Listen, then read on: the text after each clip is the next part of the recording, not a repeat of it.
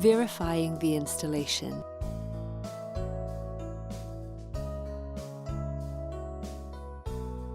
Check that the SUN2000 is installed properly. Check that the two DC switches are off. Check that the ground cable is securely connected. Check that all AC output power cables are correctly and securely connected. Check that all DC input power cables are correctly and securely connected. Check that all communications cables are correctly and securely connected. Check that cable glands in use on the enclosure are sealed.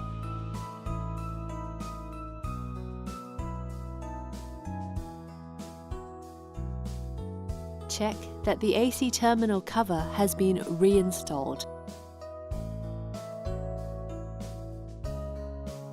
Check that the maintenance compartment door has been closed and its screws tightened.